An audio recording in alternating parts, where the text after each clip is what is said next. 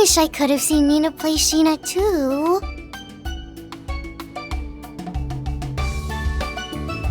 I'm really sorry, Yume. That's on me for not triple-checking with Judith beforehand. Not only did you forget the Spriggan crew's invitations, but Victor and his families too? Unbelievable. Oh, for the 1000th time, I'm sorry, okay? Listen, I'll get everyone VIP seats for the actual performance, I swear it. Really, it's fine, Judith. We would have been stuck minding the restaurant either way. Maybe Yume can see one of the daytime showings. I have to imagine she'd enjoy seeing the real show much more than the rehearsal. That's true enough. The costumes and sets will be quite lavish, and they'll be giving out small commemorative gifts for the little ones. Really? Yay! Now I want to go even more! Van, you better bring on Yes along. Got it? And take Fairy and Katja and Aaron and Rosette and Mr. Bergard too. Fine. You win. Long as we don't have work that day. I'd be happy to come with you, May. Yeah, me too. Wait, Yume. Aren't you forgetting someone? Whoopsie. I guess I did. Fine. I guess you can come along.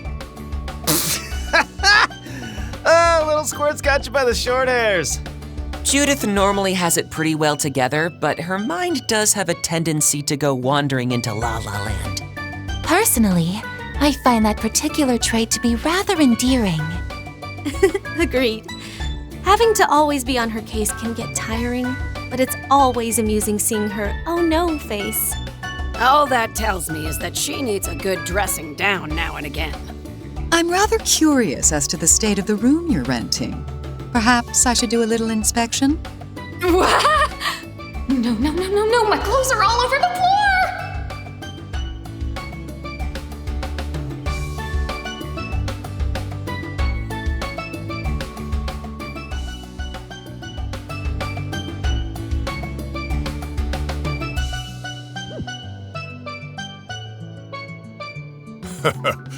Back to the matter of the play. I wouldn't feel right going along without Yume's grandfather in tow. Ah, yes, she needs a chaperone, doesn't she? I'll come talk to you about this later, Van. Now that's just desperate, old man.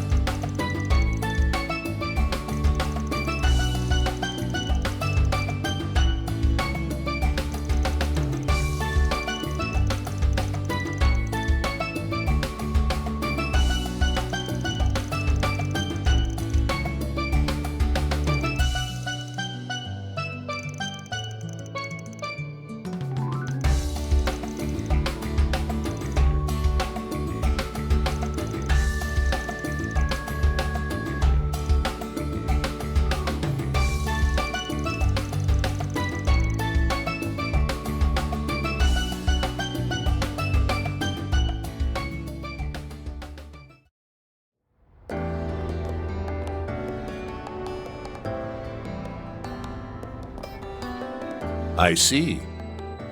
You met with Roy again this morning, eh?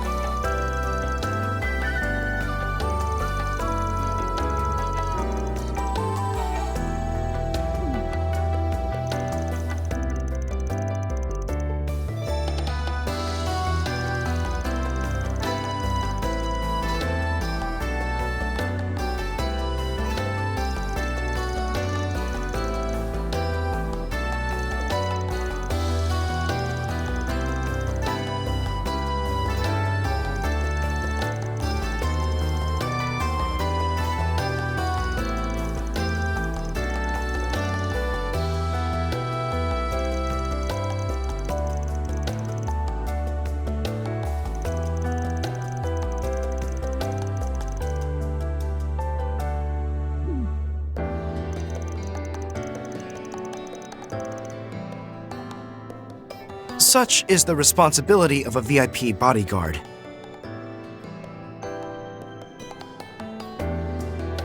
Any person tasked with protecting a former president is obligated to uphold confidentiality. From a CID perspective, I know this arrangement is a bit confusing for everyone involved, but it's not my place to lay judgment.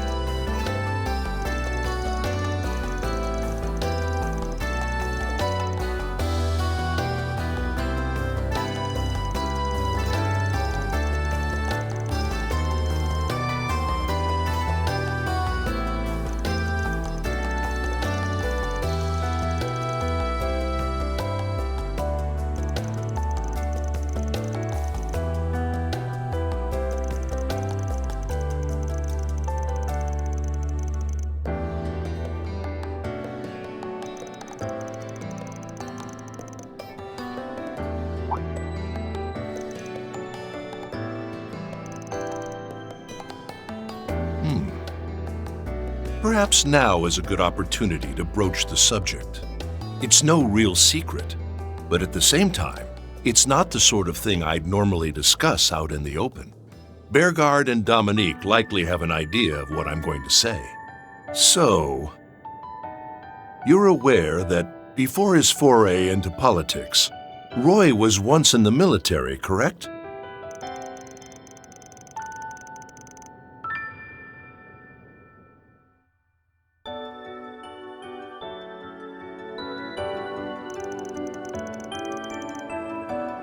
That's only natural. Roy wasn't the leader of the Army's elite Special Ops unit for nothing. What's more, he even lent a hand to Le Burle's Royal Army during the 100 Days' War.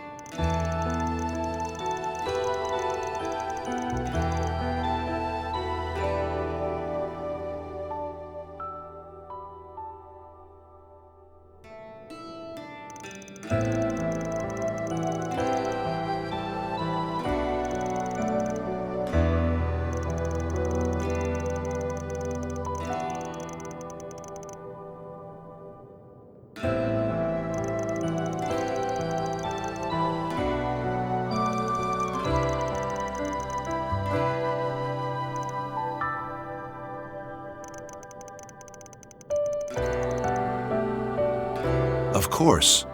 When you become the head of state, you gain a unique perspective, a lens through which no one else can see.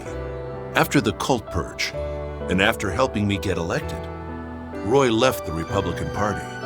I know little of his life since then, but as someone who's observed him for a long time, there's one thing I can say with absolute confidence. He loves his family more than anything.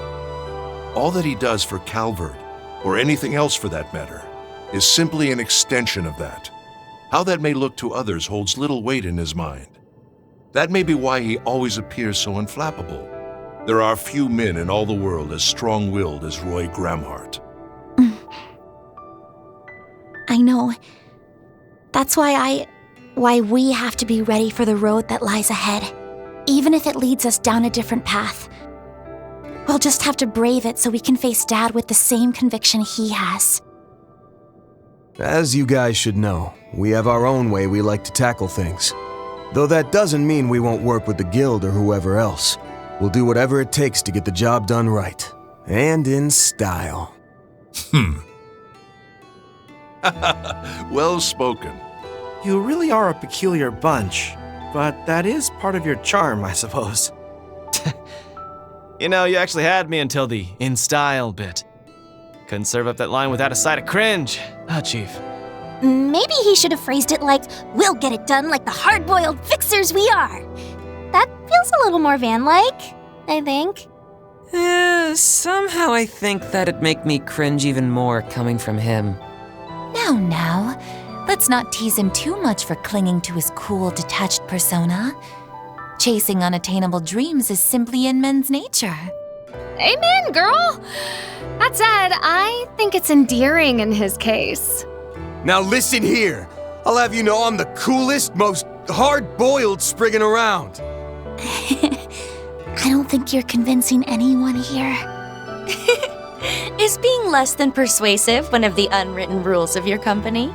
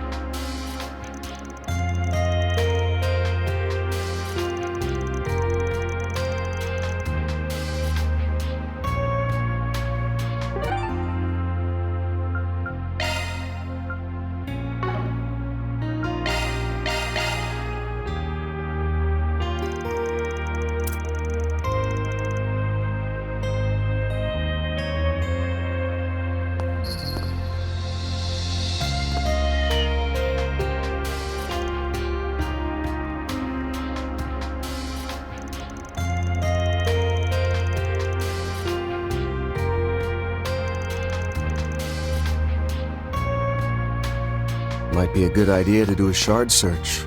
Search time.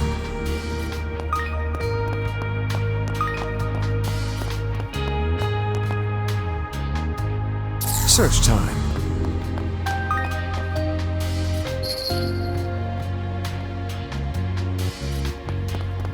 Now where?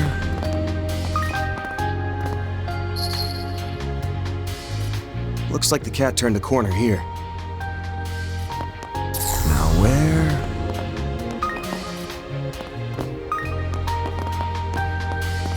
Now where?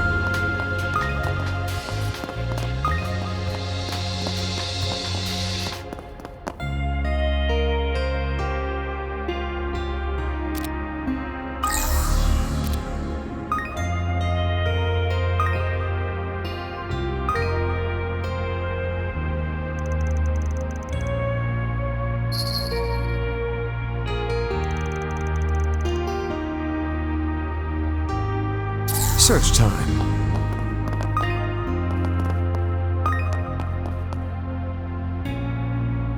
You ain't who I'm looking for. This thing's really giving me the runaround. Search time.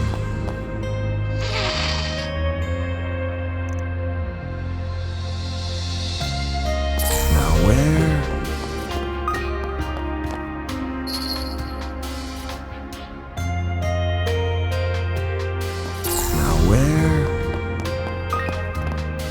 Well, well, well. A back alley, eh? Dead end, Miss Kitty Cat.